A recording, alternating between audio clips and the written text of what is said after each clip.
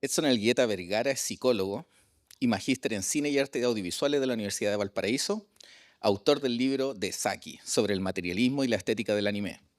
Es redactor de la revista Idea Socialista, publicando artículos sobre cine, animación, cultura y política. También se ha desempeñado como coordinador en la franja de manga y anime en el Festival Internacional de Diseño y Animación de la Universidad del Paraíso, FIDA, ¿cierto? Eh, Impartidor de cursos También. online y alguna otra gracia. Hay algunas otras habilidades más, pero más dedicado, digamos, a la Esto es lo investigación profesional. sobre la animación. Sí. Perfecto, muy bienvenido, Eh, mu- Edson. Mucho gusto y bueno, antes que todo agradecer obviamente por la invitación acá al Festival Noche de Monos. Me parece que ya, digamos, hace un buen tiempo la animación, y en particular el anime, ha estado dejando de cargar con el estigma de un arte menor, ¿cierto? Como un arte que muchas veces se degradó como aspecto incluso ridículo, muchas veces infantiles que se tomaba dentro de lo social. Me parece que estas instancias precisamente tienen que ver con estos cambios que se están habiendo, los cambios generacionales, la apertura de miras que están habiendo estos nuevos medios, y creo que esta instancia precisamente es un punto para tomarlo a favor y poder ver la amplitud que tiene este medio, que tiene un impacto no solamente en Japón, sino a nivel global, y al parecer también esto no es algo que está, digamos, en un punto estático, sino que se está ampliando cada vez más. Y también agradecer también la concurrencia acá porque entiendo que también, como a nosotros, la pasión por la animación y la pasión por el anime es algo que nos llama y precisamente por eso es que estamos acá. Buenísimo, buenísimo. A más de alguna camada de alumnos siempre les comento que hace 10 años esto era prácticamente inexistente. No existían instancias de aprendizaje ni de intercambio, menos entre otras disciplinas, pero la misma animación, las mamás de uno decían, ¿pero qué es eso? Hace 5 años era el tío más lejano el que te preguntaba, ¿y qué está haciendo? Pero ahora, después de un Oscar y medio aquí en Chile de animación y de toda esta escuela resultante, de todo este gran Big Bang que hemos tenido, y que no solo culpa de esos premios, sino que el anime tiene mucha de esa culpa, ahora uno puede subirse a un taxi y a uno le preguntan, ¿y usted qué hace? Y uno dice, animador, y ya no te confunden con alguien que anima en la televisión. Y eso es un gran paso a la universalidad de estos conocimientos. Una vez con Daniel Brusón, que estuvo aquí en este mismo escenario hace un año atrás, íbamos en un taxi en Buenos Aires y veníamos hablando de animación. Y el taxista era un gigante y venía escuchando y nos dice, perdón, puedo comentarles que Akira es la mejor película que existe de animación y nos empieza él a hablar sobre animación y en particular de anime. Creo que esa es la realidad actual en la que estamos viviendo, en donde el anime como punta de flecha de la animación se instaló en la cultura popular y ahora es más que solo una técnica, más que solo un espacio y un nicho.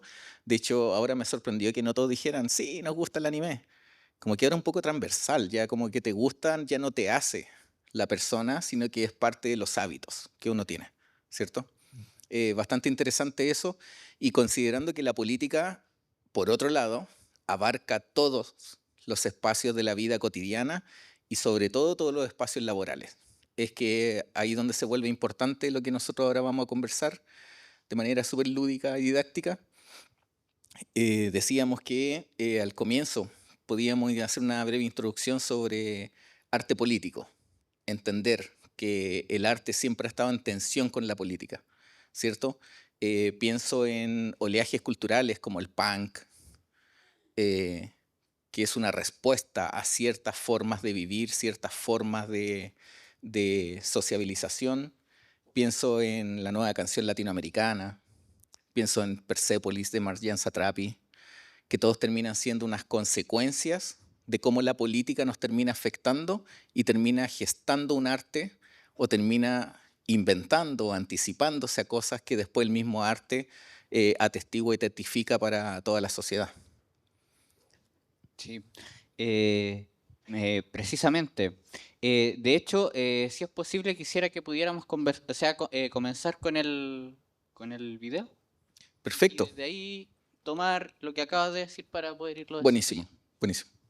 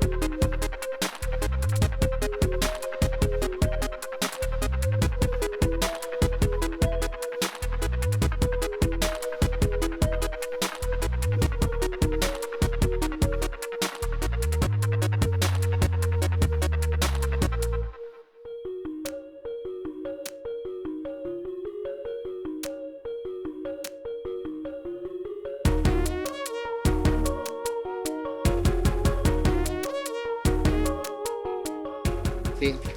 Bueno, muchas veces se piensa, ¿cierto?, de la escena de, digamos, de Koji Morimoto, de Akira, cuando se desliza en la motocicleta como una de las secuencias, digamos, más reproducidas, digamos, ¿cierto?, homenajeadas. Pero dentro del campo de lo nacional de Japón vemos que acá también hay un fotograma que es fundamental, ¿cierto? Esta obra de Achita no Jou, que marca un precedente muy importante en lo que es la historia relacionada precisamente al manga y la política, ¿cierto? Creado por Tetsuya Chiba junto con Asao Takamori, conocido también con Iki Kajiwara, que es parte, digamos, de todo ese proceso político que se empezó a vivir no solamente en Japón, sino que también a nivel internacional, ¿cierto? Los ecos del Mayo francés, de la primavera de Praga, ¿cierto? Las protestas que se comenzaron a realizar en contra de la guerra de Vietnam. Es decir, todo ese fenómeno se encapsulaba precisamente en una obra que directamente tiene un carácter de clase, ¿cierto? Que muestra precisamente esa diferencia entre el Japón desarrollista, ¿cierto? Como esa idea del Japón que tira hacia arriba después de la, digamos, de la posguerra, ¿cierto? De la Segunda Guerra Mundial, y te muestra la historia de este boxeador huérfano, ¿cierto? Pendenciero que a través del boxeo genera una redención a través de su vida y eso lo cambia para siempre. Y eso, bueno, hay un documental que le invito, lo pueden ver también a través de los medios, donde precisamente hay incluso mangakas que dicen, yo cuando era joven no tenía ningún sentido en mi vida, lo único que le daba sentido a mi vida era al día siguiente volver a leer a Chita no Jou, ¿cierto? Entonces, bueno, y acá vemos precisamente esta que es una adaptación, ¿cierto? La adaptación animada de Achita no Jou 2 de Osamu Dezaki, de quien hice como mi libro, y que es un fotograma fundamental precisamente porque toma la historia del manga, la expresa a través de la animación, le da un cierre que es fundamental, que es monumental dentro de la historia del anime, y junto con eso está asociada una técnica que me imagino que la deben haber visto, ¿cierto? Que es el Harmony, que esta técnica de pastelización que tiene precisamente los fotogramas, ¿cierto? Donde se ve una suerte de acuarela ensombrecida y que eso también es una característica que tienen muchos los animes posteriormente. Entonces vemos que también por una parte podemos juntar la parte de la técnica, ¿cierto? Los avances técnicos que tiene la animación bajo las condiciones precarias que tienen para poder animar, junto con la adaptación de una obra, digamos, del manga, que también es fundamental dentro de la historia, y cómo eso también marca un precedente para volverlo ideológicamente importante y, digamos, ya no solamente como un fenómeno japonés, que era, digamos, lo que tenía esta obra en particular, sino que algo que también lo podemos ver ahora, internacionalmente uno ve de que quizás no puede parecer muy conocido, pero cada vez hay gente más que empieza a ver a Cheetah no Joe porque precisamente es una obra que muestra esos elementos que un poco mencionaba, ¿cierto? La posibilidad de redimirse a través de la vida, de pelear por algo hasta el final, ¿cierto? Y en el marco de situaciones, digamos, políticas que son bastante tensas, digamos, y en el marco de eso, ¿cómo se puede generar una obra de estas características? Entonces, un poco tomando lo que decías primeramente, sí, yo creo que efectivamente la política siempre está presente dentro de las producciones, dentro del arte en general. El arte no es ajeno a la política, sino que digamos, se integran en un sentido y me parece que también es pensar no solamente, digamos, desde lo que es una narrativa política, sino que el producto mismo de la animación en sí es una política que se genera, producto de los artistas que les toca vivir las épocas que les toca vivir, ¿cierto? Sí, quería hacer un margen entre medio de tu discurso para mencionar lo que estaba hablando Paula Bofo hace una hora atrás, eh, declarando lo político en su arte. Fue bastante estimulante ver las charlas, espero que hayan estado aquí todos presentes. Justamente porque existe la conciencia de dónde se hace lo que hacemos, cómo lo hacemos, por tanto, qué es lo que contamos.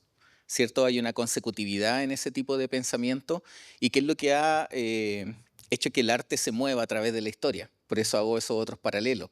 Eh, pero en particular yo quedé muy sorprendido cuando vi una vez en la charla de Pat Plaza, el director de Ojo Raro, donde ellos enunciaban como un disclaimer político sobre qué es lo que era su estudio.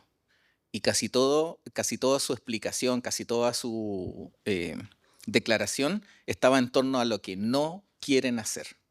Y creo que eso es un aspecto súper político sobre el cómo trabajar, que lo vamos a ir desglosando un poco a propósito de tu libro y los cursos que tú dictas, ¿cierto? Pero me interesa recalcar qué es lo político en la animación, cuáles son las políticas de la animación y cómo podemos reconocer la animación de contenido político. Tres aspectos bastante diferentes, pero que abordan el mismo tema y que están alrededor de lo que nosotros hacemos.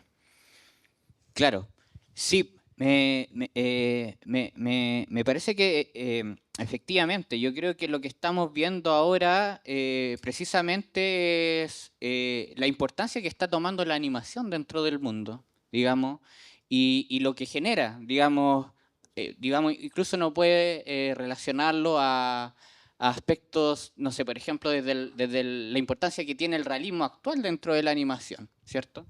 Por ejemplo, lo que tiene, llevándolo un poco a lo que son ahora las producciones de Marvel, ¿cierto? Parecería imposible pensar en una producción de Marvel o de superhéroes sin que hayan animadores. De hecho, la tendencia que está viendo ahora la sindicalización precisamente de esta industria a propósito, bueno, de las labores apremiantes que tienen, digamos, estos trabajadores, pero también porque se hace necesario precisamente la animación dentro de cómo vemos actualmente la realidad y qué es lo que nos parece la realidad a través de la animación.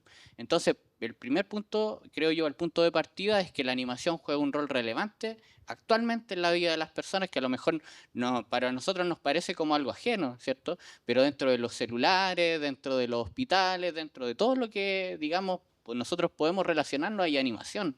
La vida es una cuestión animada. Y paradójicamente en una época en la que supuestamente íbamos a estar llenos de realidad aumentada, el 3D abundando alrededor de nosotros, el realismo, hay un resurgimiento y aquí mismo lo podemos ver como en gente que está personificando el hacer algo más parecido a una artesanía, ¿cierto?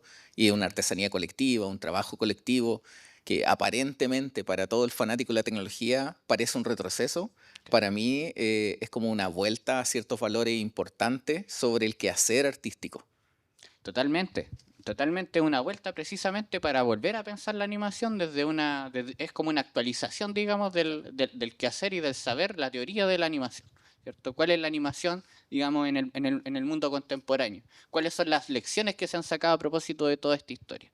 De hecho, a propósito de lo que mencionaba de lo político, me parece que es importante mencionar la historia que tiene, digamos, el anime en su trayecto, que si bien podemos entenderla más del anime en un sentido más moderno con lo que genera Tezuka a través de la animación serializada, pero si consideramos los más de 100 años que tiene la industria del anime, pasa por una serie de tensiones que son importantes y precisamente tienen que ver con la relación que hay entre las personas, la relación que hay con la industria y también las situaciones políticas que se generan en el marco de eso.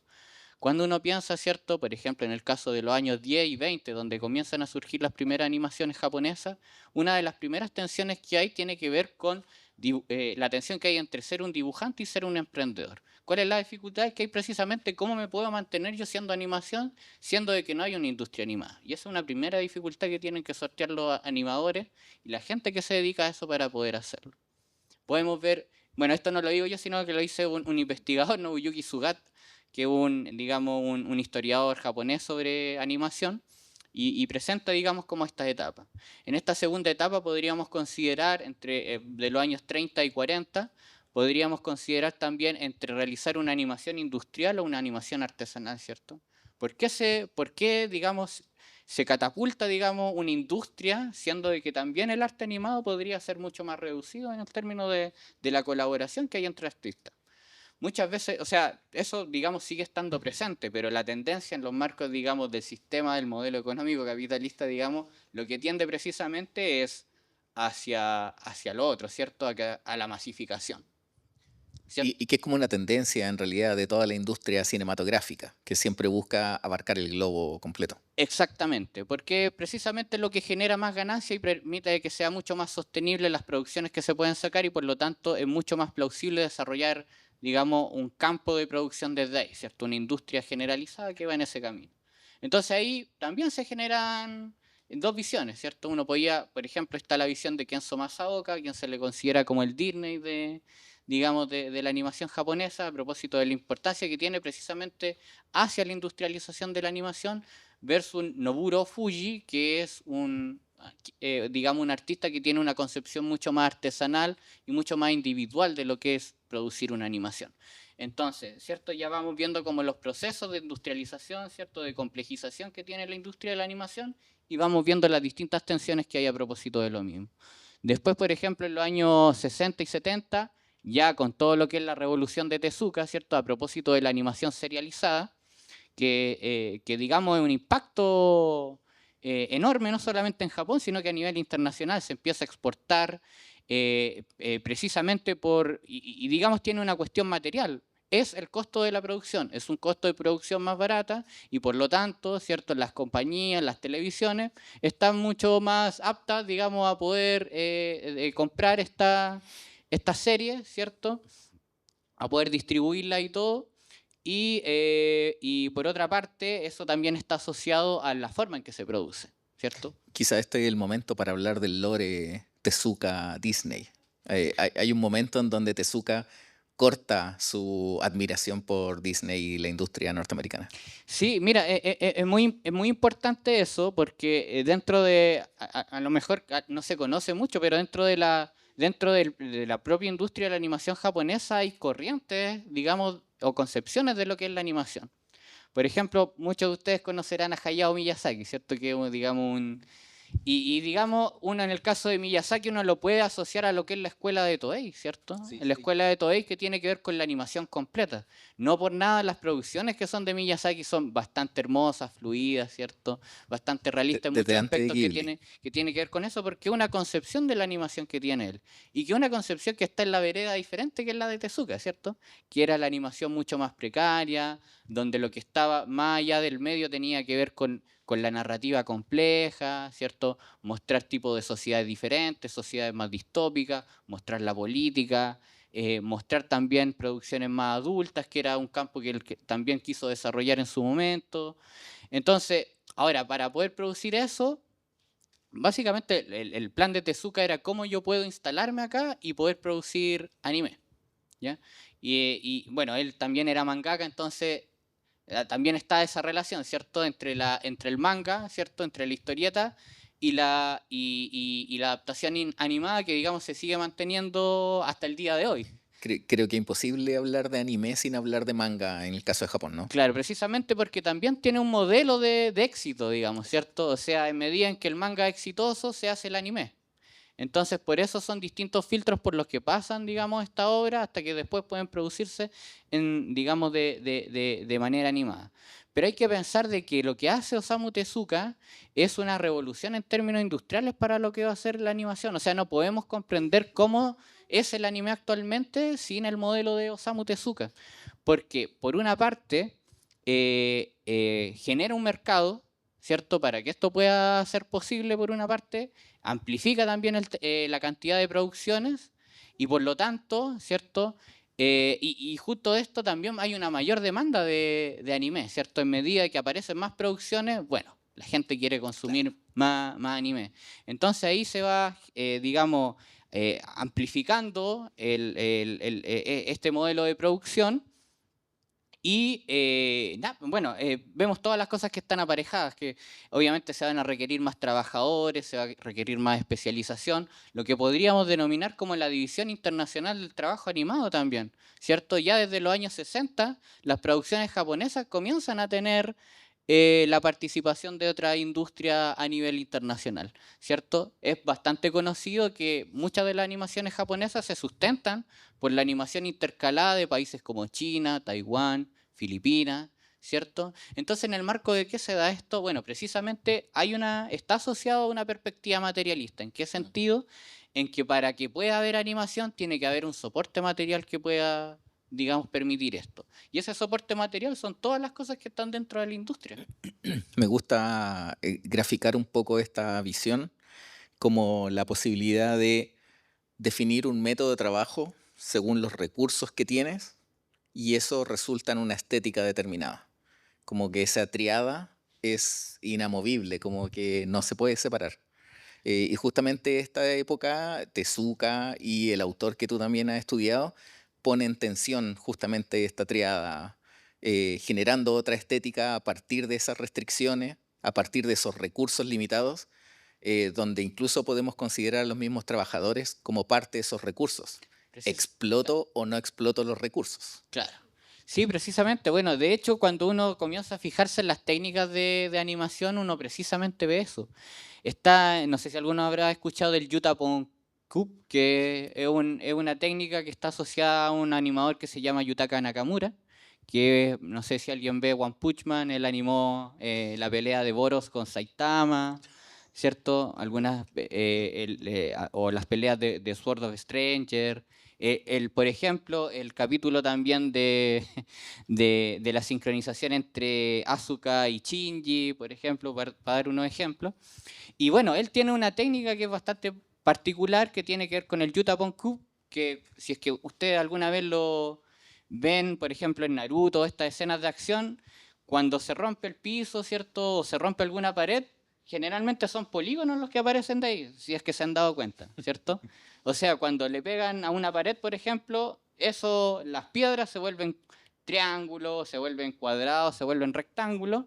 Eso también tiene que ver con una acotación de los recursos, ¿cierto? Porque obviamente es mucho más complejo poder animar de manera realista lo que es cada fragmento, ¿cierto? Que se está desprendiendo del suelo una pared.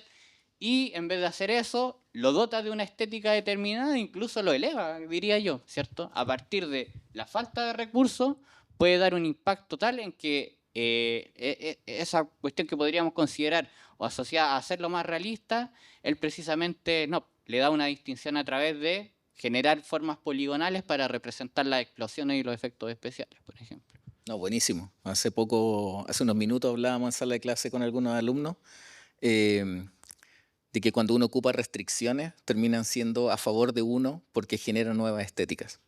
Entonces estamos hablando del decálogo de animación. Todos van a pasar por ahí cuando estén en cuarto. Y hablábamos de la innovación dentro de esos conceptos bases. Justamente porque las restricciones, y hablamos de algunos casos como Casalobo, por ejemplo, que ellos mismos se autoponen restricciones para generar estéticas nuevas. Esto es resultante de una corriente político-social que termina en una situación económica y termina generando de todas maneras una estética. Precisamente, si yo creo que lo interesante de pensar la animación es pensarla desde una circularidad, ¿cierto? O por lo menos esa es la visión mía sobre la animación. Yo siempre, o las cosas en general siempre la pienso de una exterioridad, ¿cierto?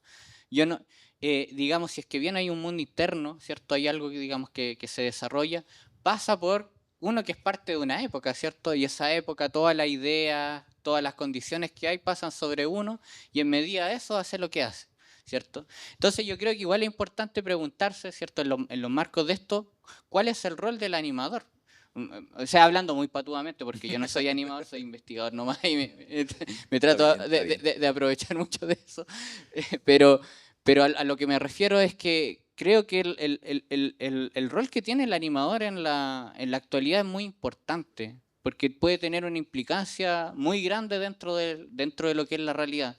Sobre todo ahora en que hemos avanzado en tecnologías que son cada vez mucho más profundas, cada vez mucho más precisas, donde el discernimiento entre lo que es real y lo que no cada vez se confunde más, ¿cierto? Donde las posibilidades técnicas también generan esto de que todo sea cada vez más perfecto, de que entonces creo que creo que es importante pensar, ¿cierto? Cómo del rol que puede tener, no sé, como uno como animador, como investigador, etcétera, lo que uno puede hacer, cómo eso cumple algo muy importante dentro del momento que estamos viviendo. Creo yo que ustedes, o por lo menos las personas que estén relacionadas a la ilustración, a la animación, creo que es una labor que para mí es esencial, creo yo. Es esencial para la vida, es esencial para las personas, porque ya estamos no sé, incluso de lo que hablábamos del anime, y que lo hablábamos ahí con Leo, ¿cierto? Y hay un recambio generacional respecto a las estéticas, la estética asociada también en un sentido popular y masivo, ¿ya? Porque muchas veces se apela al fenómeno otaku, ¿ya? Así como, oh, el otaku. Pero realmente ya creo yo que ya pasamos del otaku, o sea, porque el otaku ya no es, claro, está asociado como a ciertas características y todo, pero todos consumen anime prácticamente, o sea, me parecería extraño niños, o sea, que no hayan visto anime, por ejemplo, porque Mi- está ultra masificado y eso significa que ya hay una barrera que se rompió, ese estigma que hablaba al principio, que era como de que esto es un arte menor, de que algo que, digamos, medio infantil, etcétera. No, eso ya, y creo que el punto precisamente ahora donde estamos es que se puede avanzar en ir mucho más allá y elevar este medio de que el anime como algo que realmente es trascendental, creo yo, para preguntarse sobre muchas cosas, incluso de la realidad. Mi mamá veía Dragon Ball. Ah. Mi mamá veía Dragon Ball y con una prima de ella hablaban de los personajes cuando se juntaban en familia. Lo encontré increíble. Pero más allá de lo anecdótico, claro, me gusta ver como el anime dentro de los formatos artísticos siempre como una consecuencia de su época, ¿cierto? Tú hablabas, Claro, nos pertenece, nosotros tenemos una cultura de nuestra época y así sucesivamente, todas las personas de la humanidad, pero al mismo tiempo cualquier acto artístico que está subeditado a su época, creo que inevitablemente también es un adelantado a su época porque empieza a proyectar eso que muestra, y lo hablamos un poquito afuera, ¿cierto? En el sentido de que, y estamos mezclando cosas, igual se nos desordenó un poco, pero en el sentido de si es que yo hago una denuncia, muestro a través del contenido y hago algún tipo de trabajo de memoria, de alguna manera estoy proyectando hacia el futuro también ese discurso para las generaciones que lo absorben desde infancia, desde su infancia, y claro. se generan nuevas realidades. Claro, sí, es interesante ese proceso que menciona. De hecho, bueno, el día de ayer, a propósito, bueno, de lo que fue un nuevo, digamos, aniversario de la bomba de Hiroshima, ¿cierto? Me imagino que muchos habrán visto, o algunos habrán visto la película Ven Pies Descalzos, Pies Descalzos, ¿cierto? Que está basado precisamente en la historia del mangaka que retrata la experiencia que tuvo a través de eso. Esta que tuvo censurada, la que es la bomba Claro, en pantalla. claro. Y para nuevamente traer lo que tiene que ver la animación y la importancia que tiene la animación. Porque ¿de qué otra manera se podría pensar realistamente la representación de algo así si no es a través de la animación? Exacto, que sea posible. Claro, porque fotografías, digamos, otros registros, eso son después. Sí. ¿cierto? Entonces eso ya es una limitancia que hay respecto digamos, a la veracidad del momento, podríamos decir, respecto a lo que se trata de registrar. Pero en el caso de la animación, tiene la posibilidad de traer eso de nuevo, ¿cierto? Y hacerlo de una manera, digamos, distinta, ¿cierto? Para mí yo creo que algo que también es constitutivo del anime, creo yo, a mi parecer, que tiene que ver con lo lírico, lo poético, ¿cierto? Cómo se genera una síntesis por medio del material que uno utiliza para poder animar, ¿cierto? Claro, podríamos hablar de una sensibilidad en particular que tiene esta industria, eh, que viene enraizada en la gente que lo realiza, ¿cierto? De nuevo, es los autores, la mezcla de las manos que están trabajando para un resultado. Em, Pienso inevitablemente en todas las relaciones y similitudes que toda esta historia y todo este análisis que estamos contando tiene con Chile. También lo hablamos un poco afuera. Inevitablemente Chile tiene un discurso político como a través de los contenidos que hace y es bastante patente. Podemos sin ningún asco hablar de tres grandes hitos contemporáneos de la animación y que terminan siendo externos también a nivel de éxito: Historia de un oso, Bestia, Casa Lobo.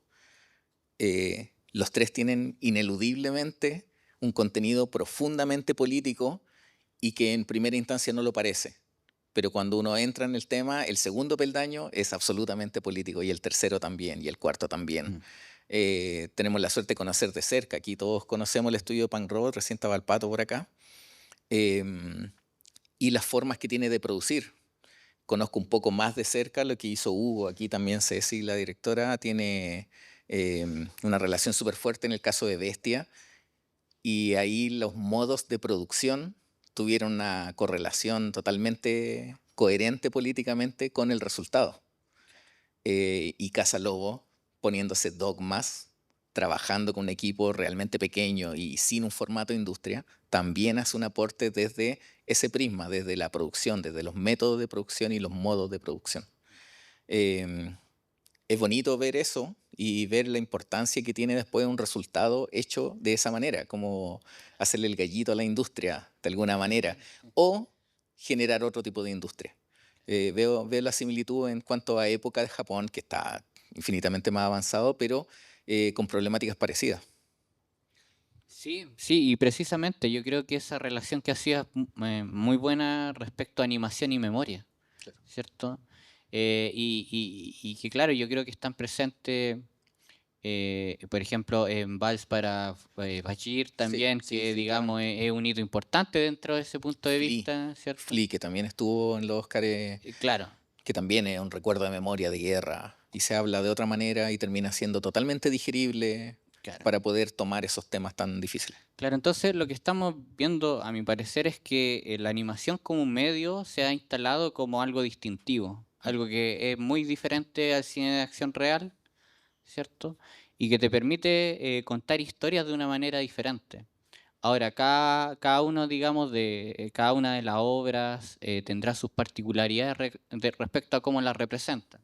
Yo creo que ahí volvemos nuevamente al tema de la masificación de un tipo de producción versus digamos, lo que tiene que ver con algo mucho más acotado en términos de cómo se produce, ¿cierto? De qué manera se produce, que uno lo puede asociar a algo más artesanal, algo como eso que decías tú, como ese gallito que se hace también muchas veces a la industria, a propósito de lo mismo, de cómo se presenta algo que en esa masividad muchas veces termina careciendo de sentido, ¿cierto? Porque es tanto lo que se repite muchas veces muchas veces se pierde el norte de de algunas cosas como más rupturistas o propositivas que podría haber de eso, y que muchas veces como estas producciones que son uno, no sé si la palabra podría ser como mucho más humilde o acotada en lo que significa la producción, pero sí puede tener y generar un impacto incluso mayor. Sí, pienso en el caso de Masaki Yuasa, director ultra contemporáneo, muy exitoso. Hasta hace 2 años lo seguían solo 300 personas en Instagram porque él recién había hecho Ping Pong Animation. Sí. y era un underground. Su primer éxito fue hacerle un capítulo a Hora de Aventura y con eso levantó el estudio que hoy lidera los estudios en Japón. Es impresionante.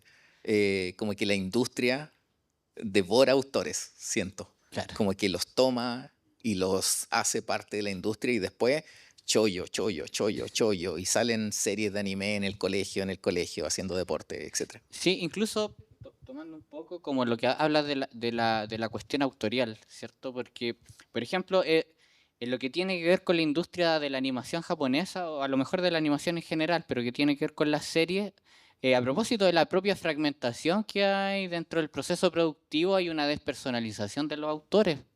Por ejemplo, probablemente si preguntara acá quién es el mangaka de Cazador X, me dirían que es Togashi, probablemente, y gran parte del auditorio. Pero si les La cata, sí. preguntara quién es el director de Cazador X, Ah, es buenísimo. muy diferente, ¿cierto? Y, por ejemplo, el director de Cazador X es Kazuro Furuhashi, que también es el director de Samurai X, de Spy Family, de Dororo. Entonces, es particular eso, ¿cierto? Como en el propio proceso de fragmentación, la autorialidad, digamos, o la autoría, digamos, de los propios productores se empieza a perder, ¿cierto? Frente a la particularidad que tiene lo específico de una forma de producción que es distinta que a través de la historieta. Entonces, digo, para pensarlo también, porque también tiene una raigambre política en el sentido que tiene que ver con las diferencias que se producen en medida de cómo se produce un tipo de obra para un medio de distintas maneras. Genial, genial. Me parece muy bueno todo esto. Creo que es súper oportuno hablar de tu libro y de los estudios que realizaste de Osamu Dezaki. Gran personaje, oculto dentro de la historia internacional, pero también me puse a buscar y vi unos videitos y en Japón es adorado, pero por los realizadores. Claro. Como que no es muy popular entre la audiencia común y corriente. Sí, mira, es interesante a propósito de lo mismo que hablábamos delante. Si uno piensa en el bloque de animación que tenía Chilevisión de anime de los 90, casi la totalidad de las producciones eran de Osamu Dezaki. Increíble. Pero nadie sabe quién es Increíble. Osamu Dezaki, ¿cierto? Entonces, ¿cómo uno puede ver series sin, digamos, ir hasta el final de cuál es el autor de eso? ¿Cierto? Que es lo que hablábamos delante. Es muy diferente la relación que tiene, por ejemplo, el lector de la historieta, ¿cierto? Y el lector del cómic o del manga con el autor. Pero en el caso de la producción animada es distinto. Entonces, un poco el trabajo que hice yo fue más incluso en retrospectiva, porque yo creo que, o sea, me pasó lo mismo que a ti. Yo dije, oye, yo vi todas estas series, pero ¿quién la hizo? Después, cuando vi a Chita no Joe, dije, era este Wow. autor, claro. Claro. Claro, una obra que no se dio en Latinoamérica, pero no en Chile, de manera muy parcelada en el caso de Chita no Joe. Pero claro, todo lo que tiene, y son series que marcaron épocas, ¿cierto? Claro. En el caso, por ejemplo, Remy, La Isla del Tesoro, Cobra. Cobra, Lady Oscar. Lady Oscar. ¿Cierto? Entonces, son obras que son muy importantes, o sea, digamos, son obras históricas, son fundamentales dentro de la historia de la animación japonesa. Y claro, el tema es que ahora, bueno, faltaba obviamente porque es parte de un proceso histórico, podríamos decirlo, ¿cierto? Pensando en lo que... Y qué interesante pensarlo también incluso desde un punto de vista estético, porque las producciones de Japón a nosotros nos llegaban diferidas, ¿cierto? Nosotros vimos Los Caballeros del Zodiaco, que comenzó en el año 94, una serie del 86. Entonces tú tienes nuevas generaciones que ya pueden incluso, que es positivo, creo yo, es genial eso, porque incorpora una estética que es más antigua, claro, ¿cierto? Y la puede también tener con una digamos, con una impronta más de futuro en medida que, como avanza también la masificación del anime, también pueden integrar estéticas más antiguas, que podríamos decirle, o más clásicas, con nueva estética, ¿cierto? Porque esa es una de las dificultades que hay también en la actualidad, creo yo. Es cómo empezamos a rescatar, cómo también tratamos de realizar un trabajo teórico que nos permita rescatar también todo esto. Ver cuál es entender qué es lo valioso en el trabajo también de esa época. Exacto, exacto. Y en el caso de Osamu Dezaki es muy importante. Bueno, obviamente uno puede nombrar distintas obras, pero también incluso si nos vamos en sentido más político, tiene una profundidad política que es muy importante. Por ejemplo, para pensar, En el caso de Remy, ¿cierto? Que es una adaptación de un libro de Héctor Malot que se llama Sin Familia.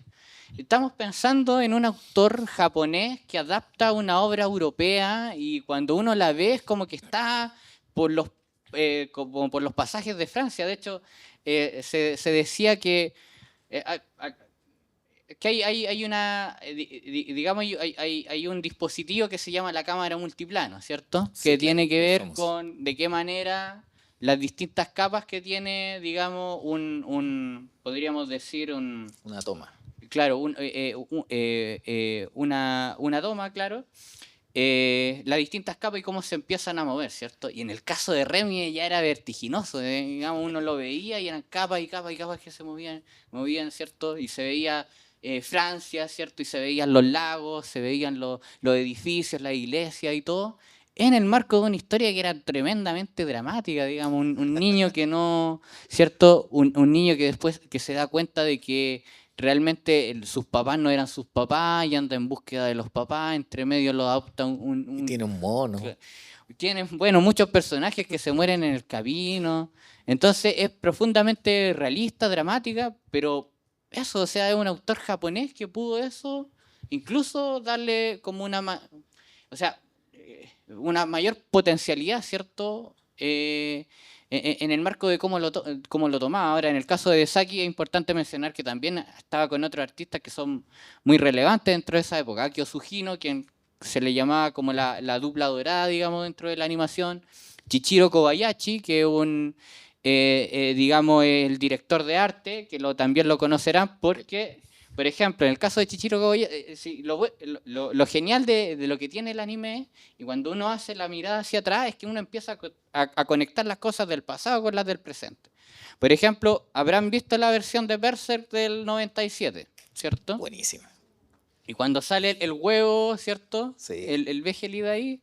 Bueno, esa es una pintura de Chichiro Kobayashi, ¿cierto? Y que es uno de los Buenísimo. grandes colaboradores de Samu Esaki. Entonces, claro, porque a veces como que generamos arbitrariamente como una división entre las épocas, obviamente para poder analizarla, Claro. pero realmente hay una tradición que se empieza a generar desde ahí y empieza, digamos, eso a ramificarse y a expandirse cada vez más. Entonces, ahí vemos como estos autores que también, digamos, se relacionan entre ellos y pueden hacer su obra. No es casualidad el pelo parado que tiene Goku y los pelos chascones que tienen los personajes de toda la época de Saki, que todos tienen como unas chuletas grandes y un pelo así muy marcado. Es Claro. como una consecutividad del uso de pelos dentro del anime. Es impresionante. Claro, claro, también. Y bueno, en lo que hablabas también, ¿cierto? En el caso de Lady Oscar, digamos, es una adaptación, bueno, que de Ryoko Ikeda, ¿cierto? Del manga de 1973 de Ryoko Ikeda, que la adapta, digamos, en los primeros 19 capítulos la toma un director, después cambia y lo toma Osamu Dezaki. Ahí trabaja nuevamente. Trabaja con Shingo Araki, que Shingo Araki es digamos, el director de animación y diseñador de Saint Seiya. Entonces, Increíble. ahí uno va haciendo también las conexiones. Sí, por eso, yo creo que algo muy bueno que tiene esto es cómo uno empieza a generar, a tirar esa línea y ver cómo se van conectando las cosas. Bueno, y en el caso de Lady Oscar, una obra que también pues, monumental, digamos, desde el punto de vista que demuestra el preámbulo y la Revolución Francesa misma, ¿cierto? Por medio de un personaje, ¿cierto? Oscar de Gergeis, que digamos su padre, el general de Gergeis, la cría como un varón y que durante toda su vida tiene esta pugna, ¿cierto? De si, digamos, lo que busca la gloria, digamos, en el sentido, ¿cierto? O la capacidad o autonomía, independencia que está asociada al mundo de los hombres, versus si ella puede, digamos, realizarse como mujer y poder ser una mujer que siente, digamos, entre comillas, y que también puede sentir sentimientos hacia un hombre, hacia otra persona. Y eso obviamente en el marco muy explosivo, digamos, de lo que es la Revolución Francesa. Encuentro increíble que existan ese tipo de obras con esa calidad, con esa propuesta y profundidad temática en nuestra infancia. Mi infancia fue harto antes que la de ustedes, pero es muy bonito saber de que esos temas no son tabúes en ciertos medios. Y hablábamos de la importancia en términos de lo rupturista que pueden ser los mangas. y la consecuencia que tienen después en el anime dentro de nuestra subcultura. O sea, yo considero que Lady Oscar es una obra queer de los 70 y el personaje queer, el personaje que pasa y circula a través de géneros difusos u otros géneros, es cotidiano dentro del anime. Entonces, ahí es donde yo hablo de la proyección que hace la obra artística para un futuro a la hora de reflexionar sobre su propio presente. Eh, Está presente ese tipo de personaje dentro del anime, por tanto ahora es común y cotidiano que exista en el resto del mundo porque el anime lo llevó para allá también. Sí, sí, totalmente. Y de hecho, a propósito de lo que mencionaba y lo que hablábamos de Lady Oscar, claro, porque yo, y un poco lo que hablábamos de antes, cómo estas series aparecen dentro de la televisión abierta y generan un impacto, ¿cierto? O sea, yo pienso también en el caso de Ranma, ¿cierto? Ranma y medio, cuando Me aparece en encanta. Chilevisión, es todo un boom también, precisamente porque, digamos, la estructura que tiene este personaje, que un hombre, ¿cierto? Que se transforma en mujer cuando cae en el agua, ¿cierto? Y entre medio de eso se van generando toda una serie de situaciones de personajes que se enamoran de Ranma como hombre, otros personajes que se enamoran de Ranma como mujer, personajes que son enemigos de Ranma como hombre, pero como que son enamorados de Ranma cuando es mujer, ¿cierto? Bueno, y entre medio de situaciones que son bastante caóticas, disparatadas, bueno, hay elementos también de artes marciales, estéticos y todos que son también muy geniales, muy Muy del hermosos. exploitation del Cla- anime, ¿no? Claro, claro, pero claro, digamos, coloca estas instancias que son más reflexivas, ¿cierto? Y que uno, pensando, no sé, un niño de 9, 10 años, ¿cierto? Que está, digamos, frente al televisor viendo una obra que es así de compleja, porque, digamos, en los otros medios no está, pues, ¿cierto? Digamos, es muy japonés. Más de alguien mencionó así en términos súper formales que la incidencia del anime en la sociedad tiene que ver con entregar pensamientos más complejos y introducir la complejidad de su sociedad en el resto de la sociedad.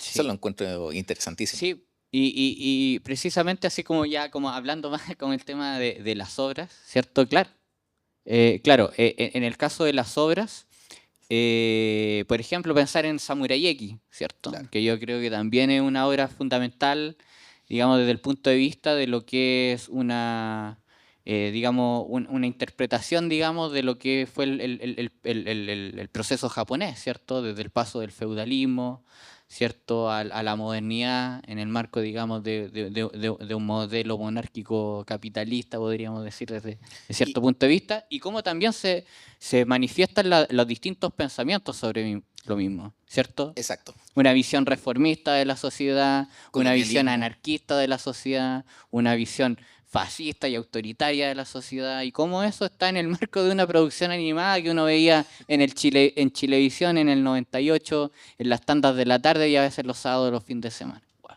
También lo veía con mi mamá. ¿cierto? No, pero esa la veíamos todo porque estaba esa batalla. Así, increíble. Sí, entonces, bueno, eso es lo otro también, o sea, la posibilidad, que un poco lo que hablamos también, o sea, la complejidad que hay en las distintas narrativas que hay dentro de la animación japonesa y, digamos, la masificación que tienen sobre las mismas de un público que es muy amplio. Entonces, digamos, pueden haber niños que están viendo estas obras que son políticas, o sea, en... como bien, si uno piensa en lo político, ¿cierto? Muy política, ¿cierto? Sí, sí, creo que de hecho es una súper gran lección, sobre todo para los alumnos de cuarto, como ese que está durmiendo ahí. Creo que es súper importante entender esto, justamente porque uno puede cargar la obra de este tipo de contenidos. Em, Pienso inevitablemente en que, por ejemplo, Rurouni Kenshin es un representante de toda la ala de historias típicas de samurái errantes, o el samurái que deja de ser ese guerrero, por tanto cambia de clase social Claro, y tiene que volver a reinventarse. claro. Y me lo imagino el neorrealismo italiano, pero calcadísimo. Solo que en otra realidad y con más Claro. efectos, porque tener una katana no te hace Claro, tan vulnerable. y yo creo que lo otro es, y que tiene que ver con las obras también. Creo que es la relación entre lo poético y lo político, ¿ya? Porque creo Buenísimo. que ahí hay un elemento que es muy importante, porque creo que tiene que ver con las síntesis que se dan a través no solamente de las imágenes, sino que los distintos componentes que tienen que ver con una secuencia animada. Lo veíamos ahí un poco con el video de antes, con el Harmony, ¿cierto? Y que también lo podemos, digamos, transversalizar como una técnica, digamos, que sirve precisamente para evocar un momento dramático, etcétera. Entonces, eso está muy presente, ¿cierto? O sea, digamos, aparte, digamos, del contexto en el que se realiza la obra, está también, no sé, por ejemplo, la técnica declarada, ¿cierto? Así como de Amakakeru Rino Hirameki. ¿Cómo decir, te voy a golpear Claro, con claro, esto? claro, Kamehameha, ¿cierto? Entonces, claro, por ejemplo, ahí uno ve el tema de cómo... Y eso marca un momento dentro, digamos, ya del lapsus que está viendo, digamos, de la obra. También, no sé, por la relación que hay entre los escenarios, la naturaleza, cómo se presentan ciertas secuencias, y que tiene que ver también con el lenguaje cinematográfico, que algo que también, digamos, Osamu Dezaki fue bastante pionero, ¿ya? En vez de pensar también la animación como cine, ¿cierto? La animación japonesa como cine, ¿cierto? Un picado, un contrapicado, ¿cierto? Un plano holandés que utiliza mucho Dezaki para resaltar varias cosas, los primeros planos, los planos detalles, para poder enfatizar. Y bueno, y eso es algo distintivo también. Bueno, hay una autora norteamericana, Susan Napier, que también un poco refiere a eso, pues de lo distintivo que tuvo la animación japonesa frente a la animación norteamericana, por ejemplo. Cierto que, digamos, lo que tenía que ver con la riqueza del lenguaje cinematográfico estaba mucho más desarrollada en la animación japonesa.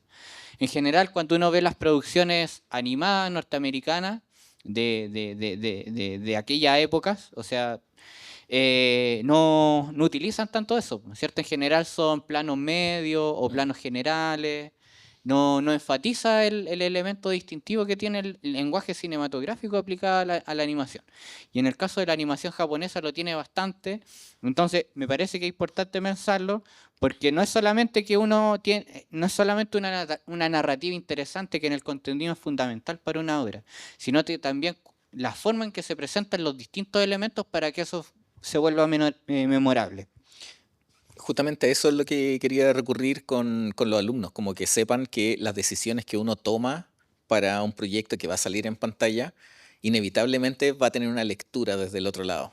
Y cada uno de los elementos empieza a cargar. Aquí estamos hablando de lenguaje cinematográfico, expresión artística, el lenguaje del movimiento. Son diferentes atributos que tiene la animación y que la utiliza a su favor, pero que inevitablemente resultan en un significante político.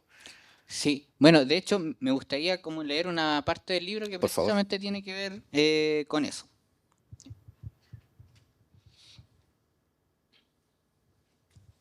¿Estamos bien de tiempo? ¿Sí? Gracias, producción.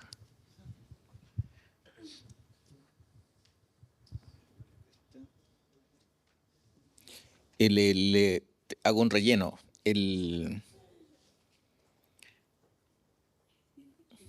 No hago un relleno mejor. Tengo gráfico y texto y cosas que después cuando uno está aquí en el escenario ya no sirven de nada. Pero sirve escribirlo. Es como estudiar. Creo que acá lo encontré. Que tiene que ver tiene que ver con el legado de Saki, ¿ya? Y la importancia que tiene la técnica del Harmony, digamos, como una técnica fundamental para poder comprender esta forma de animación particular que tiene Osamu Dezaki. Por acá lo tengo. Acá está. Dice, Harmony, la fulminante economía de lo sensible. Ya hemos visto una serie de técnicas utilizadas por Dezaki con las cuales fue experimentando desde sus inicios en la animación limitada del tipo serial, caracterizándose por la economía de recursos al momento de componer planos y fotogramas y que han marcado su sello como director de anime. Sin embargo, hay una técnica por la que el autor es reconocido internacionalmente, siendo quizás esta más conocida que el mismo autor. Se trata del Harmony o Postcard Memory, postal de recuerdo. cuya influencia podemos reconocerla hasta el día de hoy en diversas producciones audiovisuales, particularmente por su contundente efecto dramático. Rumor se refiere a esta técnica como una especie de imagen fija que el director deriva de su aprendizaje en el cómic para congelar una escena, un momento de la historia, un instante de desorientación o vacilación de un personaje o un giro acertado. Un procedimiento que proporcionaba un peso específico a la propia imagen, aumentando su intensidad gracias a la intencionalidad pictórica y que revelaba una puesta en escena completamente banal. La armonía siempre partía del storyboard y la composición del dibujo, donde el animador a cargo refinaba el diseño, repasándolo con tinta y con cuidadosa coloración y sombreado, INEI. Incluso un solo cuadro de este tipo en una escena era suficiente para reproducir un amplio abanico de expresiones: drama, poesía, romanticismo, incluso un efecto de cierre como los giros de las series de televisión en vivo. Efecto de cierre que lo significó todo en los seriales deportivos.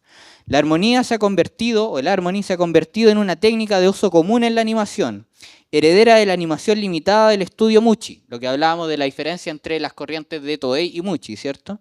Como si Gesaki hubiera tomado las famosas imágenes fijas del Kamichibai, ¿cierto? Que es, digamos, era un arte en el caso del Japón feudal, que se utiliza bastante y también posteriormente, y las hubiera infundido con vida y movimiento, pero en ausencia. En Desaki, la depuración de esta técnica no fue simplemente un momento de inspiración, sino un desarrollo dialéctico a partir de las condiciones materiales existentes y las distintas maneras en que podía presentarse de acuerdo al sentido dramático que buscaba impregnarle a determinados momentos de las series o películas. En cuanto a la plasticidad, esta técnica ya lograba visualizarse en Achita no You, Ace Wanerae, Gamba no Boken, siendo sus producciones más tempranas, y en las que el uso del color marca un sello cualitativo por sobre otros autores contemporáneos en la industria de la animación. La economía de los fotogramas y el resaltado de la expresividad por medio de la pintura son las principales cualidades de esta técnica desarrollada por Desaki, quien corona el sello de su singular estilo de trabajo con la memoria. Sobre su concepción de la técnica, el director comenta lo siguiente, para finalizar esta... No sé por qué, porque a lo mejor me extendí mucho. No sé por qué quería usar estos dibujos a lápiz. Tal vez proviene de mi experiencia en el manga.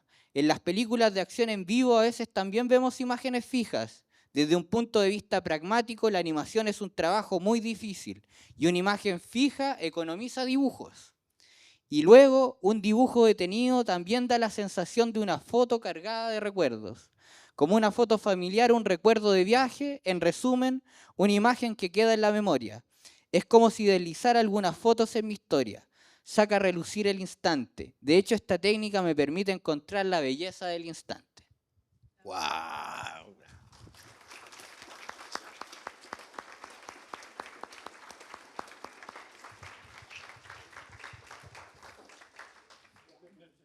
Lágrimas de animación.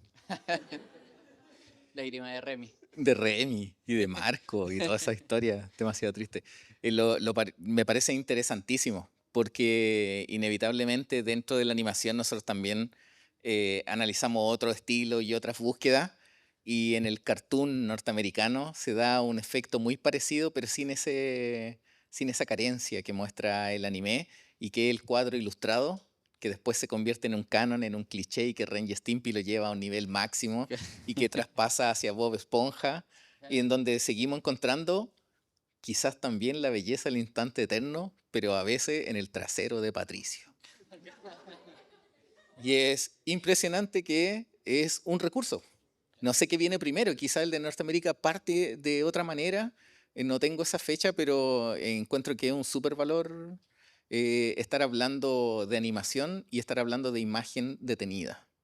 Hay un video muy lindo que se hizo en el festival que ojalá lo pudieras ver, porque muchos autores, me incluyo, hablamos sobre este tipo de cosas, qué es lo que pasa en la animación. Y tiene esta misma impronta del instante, de ese momento privado donde uno está trabajando en la animación y uno ve un dibujo y el dibujo lo habla por sí solo. Pienso también en el Perrito TV jugando con el chin chin sobre un fondo vacío y lo llena todo. Existe en esa instancia y no es flojera, no, Es un resultado técnico que resulta en un resultado estético. Hermoso.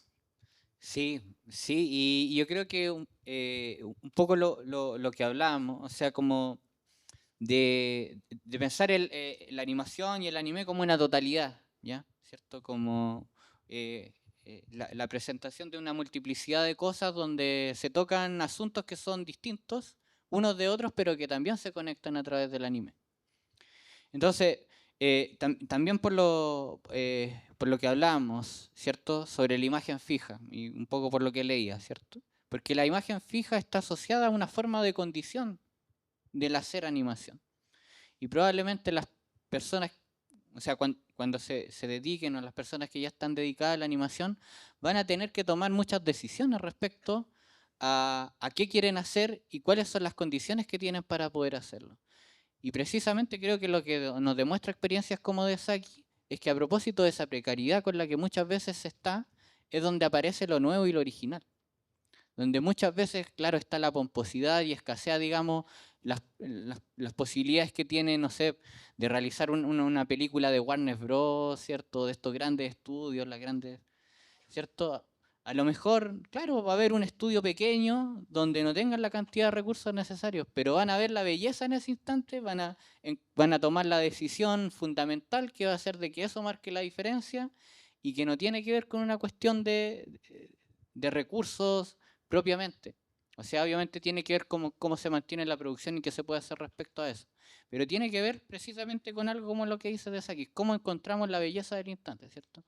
Y cuáles son las decisiones que vamos a tomar para que esa belleza no solamente la podamos representar, sino que eso también pueda ser visible, ¿cierto? Y expresada y entendida, comprendida por una audiencia que es capturada por ese momento. Encuentro impresionante que un autor de esa talla no sea reconocido internacionalmente. Em, ¿A qué le puede atribuir eso? Entendiendo que tenía como súper claridad sobre el desarrollo estético a partir de los métodos de producción, viniendo desde el manga y pasándose al mundo de la animación, llegando a ser director, llegando a ser socio de estudios tan grandes como Madhouse, ¿cierto? Em, ¿A qué crees que atribuye que no se sepa tanto de él? Yo creo que bueno, yo creo que tiene que ver porque en medida que hay pioneros, digamos, dentro de la animación, se han vuelto menos reconocibles, digamos, para el público actual. Mm. Si uno piensa en la camada de Tezuka, porque ahí, digamos, está Yoshiyuki Tomino, que probablemente él sea más reconocido porque es el creador de la saga de Gundam, si es que alguien ve Gundam, Ah, ¿cierto? por ejemplo. Rintaro, Isaburo Suji, ¿cierto? Y en fin, distintos autores que, claro, parece que la obra, hay más conocimiento de las obras que los autores, pero creo que lo otro también tiene que ver por la propia estructuración de la producción animada. Creo que es mucho más factible consolidarse como un autor a través de películas de animación que series de animación, creo yo. Porque el aspecto de la autoría está mucho más presente y está menos, digamos, disperso dentro de todo lo que es el otro proceso. Por ejemplo, si es que porque claro, muchas veces pensamos en el caso de Miyazaki como el Miyazaki director, pero antes de que él fuera el director de Náusica, digamos que él queda el puntapié para después lo que va a ser Ghibli, adelante trabajaba principalmente como animador, ¿cierto? Claro, claro, muy precariamente empezó a animar cosas en Toei ya antes de su salida. Claro, precisamente, pero cuando se vuelve reconocido Miyazaki, digamos, a nivel mundial, precisamente es cuando él se vuelve director de animación. Claro. Y no solamente se vuelve director de animación, sino que se vuelve director de animación para películas, ¿cierto? Y que eso igual es un Sí. elemento no menor. Y sobre todo, bueno, también que obviamente es como el fundador, digamos, del estudio y todo. Pero eso también permite, digamos, que haya mayor autoría. Si pienso en autores también como Mamoru Oshii de Ghost in the Shell, Katsuhiro Otomo, ¿cierto? También es un autor reconocido, pero También hablan aquí Satoshi Kon, su nombre. Satoshi, sí, totalmente. Satoshi Kon, bueno, ahí realizó también algunas series, ¿cierto? Agente Paranoia y todo. Sí, tremendo. Claro, pero claro, son gente que digamos, en medida que se consolidan más como autores, en medida que la forma de producir lo permite, creo yo, o genera más esa posibilidad. Creo que de alguna manera, o prácticamente siempre, eh, el modo de producción termina influyendo en la forma y la impronta que se genera la obra. Pienso mucho en las diferentes variedades que existen de directores. Hay directores que nunca han tocado un dibujo y tienen la capacidad de dirigir y contar una historia, o tomar el material que le entrega el equipo y hacerlo. Claro. Pero me doy cuenta que en Japón, por sus características, tiene este espacio de relevo del manga al anime, pero también para convertirse en un autor hay ciertos cánones que tienen que cumplir. Y pienso, no sé, en la cantidad de grandes autores que han tocado las biografías de grandes personajes de la historia, Mm. ¿cierto? Es bien recurrente que alguien haga la historia de Buda, alguien haga la historia de Claro, Jesús. Y, claro, Tezuka tiene una de Jesús, increíble. claro, Hitler. claro, claro. Hay cantidad de personajes históricos que son importantes, pero creo que ser mangaka es como piso uno. Mm. Pasarse a la animación, piso 2. Dirigir una serie o algo por el estilo, piso 3. Hacer obras que hable de los grandes personajes de la historia, piso 4. Y Claro. así sucesivamente. Creo que Desaki cumple con todos esos requisitos, ¿no? Claro, precisamente, bueno, y es la forma que tuvieron en general los autores de poder avanzar. Hay que pensar, bueno, y que lo habla también de Saki en alguna entrevista, antes no había como instituto, universidad de especialización para animadores. Era gente que se había, digamos, el interés mismo de querer dibujar, se hizo animador. Y en medida que tenía la oportunidad de que había las condiciones, ciertos materiales para poder hacerlo, ese fue el camino que hicieron para volverse, para pasar de ser mangaka después a ser animadores, directores, etcétera.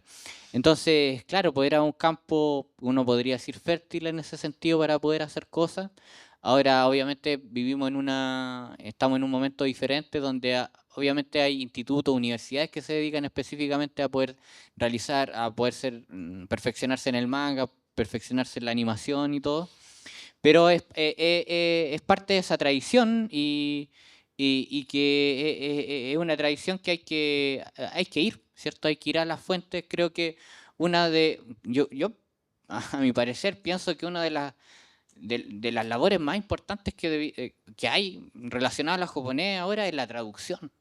En la traducción debiéramos debiera haber mucha gente traduciendo mangas antiguos, siento yo, como mangas que son, digamos, que marcan, porque Para claro, que sea una interpretación claro, correcta también. porque, digamos, lo que dinamiza el manga también es el mercado, ¿cierto? Es igual, Sí, es un sí. hecho, o sea, en medida que algo es popular para poder vender, obviamente va dirigido a eso. Pero ¿y qué pasa con las obras que son, no sé, por ejemplo, hay un manga que, si a usted le gusta el género deportivo, el Spokon, que el iniciador que podríamos decir de esto, que es Kyojin no Hoshi, la estrella de los gigantes de 1966, que uno de los escritores, Iki Kajiwara, que es el escritor, el guionista, digamos, del manga Chita no You, que es la historia, bueno, de un padre que cae en desgracia después de la guerra, que se lesiona el brazo y trata de inculcar la pasión por el béisbol al hijo, y entre medio de eso, bueno, hay problemas con el alcohol, una serie de aspectos,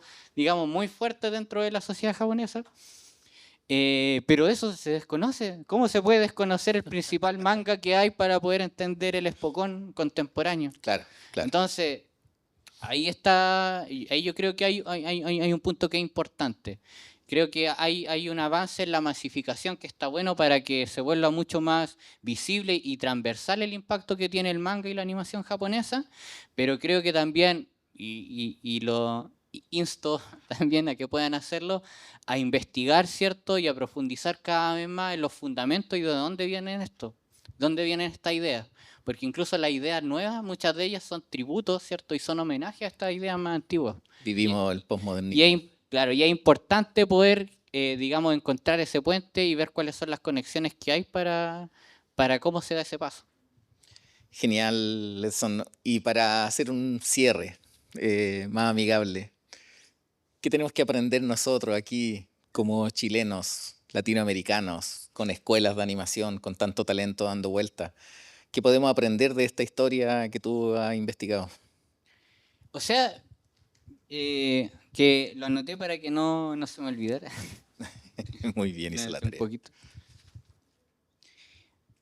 Para mí es pensar la animación y el anime como un todo que en su desenvolvimiento histórico es capaz de manifestar una multiplicidad de asuntos que se conectan. Yo creo que algo que hay que ver es pensar nuevamente desde la totalidad de las cosas, ¿ya? Creo que el anime lo que tiene en particular es que puede integrar distintos elementos sobre los cuales al momento de relacionarse entre ellos genera un impacto que es muy distintivo. Creo que el elemento poético es fundamental dentro de lo que es la animación japonesa y cómo eso, digamos, permite de que generar una carga dramática o de otro tipo que es bastante distintiva. Yo creo que lo que hay que aprender, más que aprender o tomar de la animación del anime y la animación japonesa es pensarla desde la materialidad y también desde la filosofía de la animación, ¿ya? Desde mi punto de vista hay que pensarla desde una circularidad, ¿ya? El animador tiene un rol, ¿ya? El artista que se dedica a la animación tiene un rol, está cumpliendo un rol dentro de su época, ¿ya? Está cumpliendo un rol y que es un rol importante. Y es un rol que generalmente necesita de asociarse con más personas para poder realizarlo, ¿ya? Y en ese rol va descubriendo distintas cosas, va descubriendo sus técnicas, va descubriendo sus sueños, sus intereses, hacia dónde quiere dirigir eso, pero hay una base material sobre la cual se va a tener que sustentar. Cómo me mantengo, cuáles son las condiciones para que yo pueda hacer las cosas que quiero hacer, no cuento con estos recursos que hago, ¿cierto? ¿Qué puedo hacer con esto? Yo creo que experiencias como la de Desaki y como la de la animación japonesa y todo lo que genera, digamos, esta corriente de Osamu Tezuka precisamente tiene que ver con hablar desde la vereda de la precarización, que incluso desde los pocos recursos con los que se cuenta, se puede generar un arte o ver ese instante, esa belleza en el instante de la que hablábamos anteriormente. Creo que también hay que pelear porque hayan obviamente mejores condiciones para poder producir animación y obviamente que la libertad de los artistas se manifieste de una manera total. Creo que eso obviamente es lo que apuntar hacia eso, pero creo que si es que vamos a los fundamentos de las cosas, podemos comprender un poco la historia y cómo se han desarrollado. Yo creo que nos dan mejores herramientas para pelear por esas mejores condiciones y saber que en cualquier caso, si es que podemos descubrir la belleza de ese instante, es un punto ganado para lo que vamos a hacer el día de mañana. Fuerte el aplauso.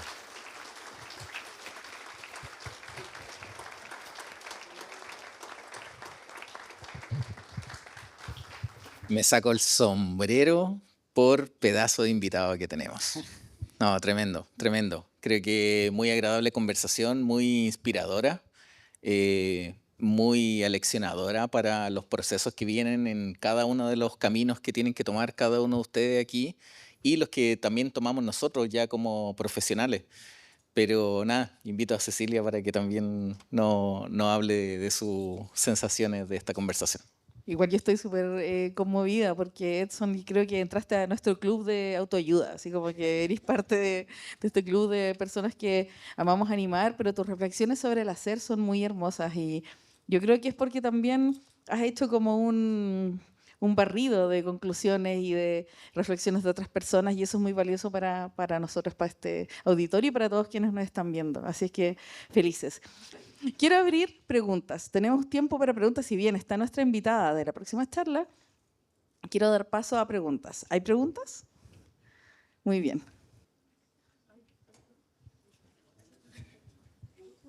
Wow. ¿Yo? Ok. Tengo miedo, hola. tengo miedo. Hola. ¿Por qué tiene miedo? Bueno, Porque eres tú, Antonella, porque eres tú. bueno, me disculpo un poco por la mascarilla. Espero que se escuche bien igual. Dale nomás.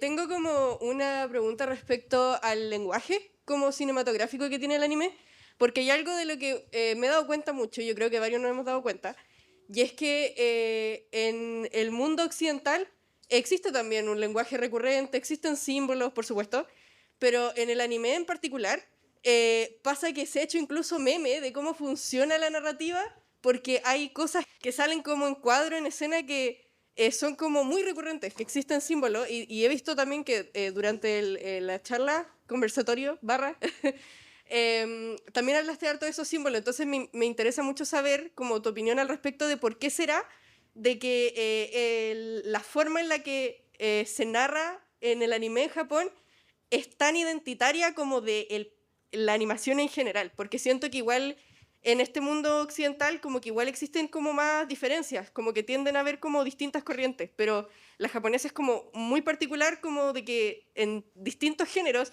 drama, comedia, etcétera, igual se cae como en, o se eleva, dependiendo cómo se vea, como en recursos audiovisuales muy similares, y eso, me interesa saber como por qué se da eso, qué opinas y esas cosas. Sí, sí, agradezco la pregunta. Mira, no sé si alguno de ustedes habrá escuchado que se habla muchas veces de animación Sakuga. No sé si, ¿cierto? Animación Sakuga, ¿cierto? Todos son Sakuga. Sí. Bueno, y bueno, lo que tiene que ver con la animación Sakuga precisamente tiene que ver con que algo que también, digamos, se desarrolló a partir de Tezuka, que tenía que ver con la selectividad de ciertos momentos que se van a animar, ¿cierto? Es decir, que el costo, digamos, en la producción que van a haber sobre ciertos momentos es más elevado en algunos que otros. Bueno, y también lo que hablábamos delante, pues la relación entre el manga y el anime, ¿cierto? Por ejemplo, si es que hay que animar la pelea de Sasuke con Naruto, probablemente haya más plata en eso de lo que haya en otro momento de relleno, probablemente, ¿cierto? Y claro, y por lo tanto, ahí también muchas veces en esos momentos donde se juega precisamente creo que un poco por lo que hablabas como de lo icónico y lo referencial que se vuelve en ciertas formas, ¿cierto? Incluso dentro de lo japonés en general, por ejemplo, está muy presente esta idea de, no sé, por ejemplo, el tipo que saca la katana y como que pasan 5 segundos y parte, no sé, al otro tipo, ¿cierto? Y que eso es muy japonés y también se utiliza bastante en el anime. O lo que hablamos también del propio Harmony, yo creo que por lo que mencionaba, yo creo que tiene que ver con la capacidad de síntesis que tienen los japoneses precisamente. Es decir, cómo el conjunto de elementos con los cuales ellos se relacionan para poder realizar una composición animada son capaces de sintetizarlo en un momento en específico. Y precisamente en esa capacidad que tiene, donde se vuelve algo referencial para poder utilizarse de muchas maneras. Pues yo creo que igual es común de que hemos visto como memes también relacionados como a ciertos momentos del anime o del manga. Y a mi parecer creo que tiene que ver con eso. O sea, y creo que este aspecto sintético está relacionado nuevamente como al elemento poético. Como esa síntesis tiene que ver también con un simbolismo, con una metáfora de otras cosas, y esa capacidad que tienes para poder decir una cosa, hablar de una cosa diciendo otra. Sí, quería agregar que también es algo que tocamos un poco y que tiene mucho que ver con lo que pregunta. A cada cultura su manifestación cultural, a cada manifestación también una respuesta, ¿cierto? Y el arte siempre pertenece al lugar de donde nace. Y Japón tiene un sistema sintoísta, budista, que te forma el pensamiento y existen directores de cine mucho antes que salgan los éxitos de la animación. Pienso en Yasujiro Ozu, pienso en Akira Kurosawa, que son grandes directores que formatearon el cine japonés. Ellos le dieron un carácter y el anime rinde tributo a eso. Aunque de Saki en particular me interesa mucho las referencias que toma del cine francés de la Nouvelle Vague para hacer el superagente Cobra, por ejemplo. Y no toma a lo norteamericano, no toma a un vaquero disparando, sino que toma a un francés medio de mala gana, así medio mujeriego. Esas referencias les pertenecen más a ellos. De alguna manera Francia tiene una conexión con Japón a través de Van Gogh y de Luquillo. Entonces tiene que ver con corrientes culturales que se manifiestan en pantalla porque son respuesta a esas manifestaciones culturales. Muchas gracias.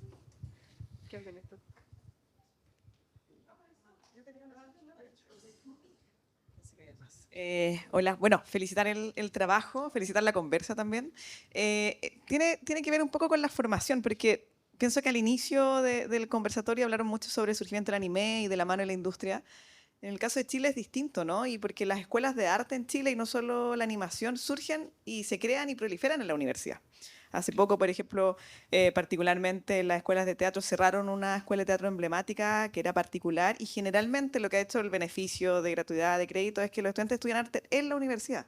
Entonces ahí creo que el diálogo con la industria o esta industria que lamentablemente no es la adecuada para la cantidad de talentos, de jóvenes, ¿no? que que están estudiando de animación efectivamente no da el ancho. Entonces, quizás si puedes hacer esta comparación entre y la implicancia de eso para la formación de los estudiantes, ¿no? Como esta escuela de industria, y en este caso en Chile sería como una especie de trinomio, ¿no? Como universidad, escuela y este escenario semi, medio o incipiente industrial, ¿no? Eso. Sí, claro, o sea, yo creo que, bueno, es como un gran movimiento de cosas, ¿cierto? En medida que aumenta la demanda de animación, se mueven muchas otras cosas para que pueda hacerse más animación. Y entre eso tiene que ver con el perfeccionamiento de artistas, digamos, la incorporación de nuevas técnicas, generar una carrera universitaria o técnica relacionada a la animación. Creo que eso es algo que se está presente, digamos, en el caso de Japón, pero de manera transversal. Ahora, en el caso japonés tiene la particularidad de que está asociado como una forma particular de hacer animación o de entender la animación y de producir animación.